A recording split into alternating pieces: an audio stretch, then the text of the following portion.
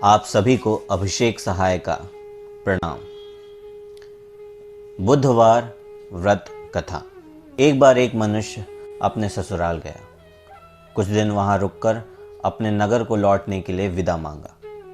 उस व्यक्ति के सास ससुर ने बहुत समझाया कि बुधवार को पत्नी को विदा कराकर ले जाना शुभ नहीं होता, लेकिन उस व्यक्ति ने एक नहीं सुनी।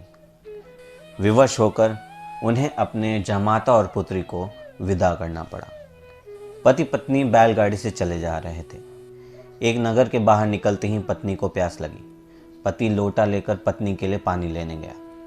पानी लेकर जब लौटा तो उसके क्रोध और आश्चर्य की सीमा नहीं थी, क्योंकि उसकी पत्नी किसी अन्य पुरुष के लाए लोटे में पानी पीकर हंस हंस कर बातें कर रही थी।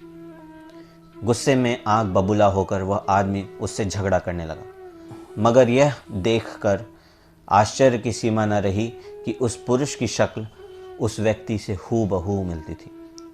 हम शक्ल व्यक्तियों को झगड़ते हुए जब काफ़ी देर हो गई तो वहां आने जाने वालों की भीड़ इकट्ठा हो गई। सिपाही भी आ गया। सिपाही ने स्त्री से पूछा, इन दोनों में से तुम्हारा पति कौन सा है? तो बेचारी असमंजस में पड़ गई, क्योंकि दोनों की शक्ल एक दूसरे से बहुत मिलती थी। बीच राह में अपनी पत्नी को लूटा हुआ देखकर उस व्यक्ति की आंखों में आंसू भर आए। वह शंकर भगवान से प्रार्थना करने लगा कि हे भगवान, आप मेरी रक्षा करो। मुझसे बड़ी भूल हुई है कि जो मैं बुधवार को अपनी पत्नी को विदा करा लाया है।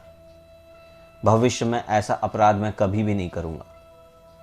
उसकी वह प्रार्थना जैसी ही पूरी हुई, दूसरा व्यक्ति अंतर ध्यान हो गया और वह व्यक्ति सकुशल अपनी पत्नी के साथ अपने घर पहुंच गया।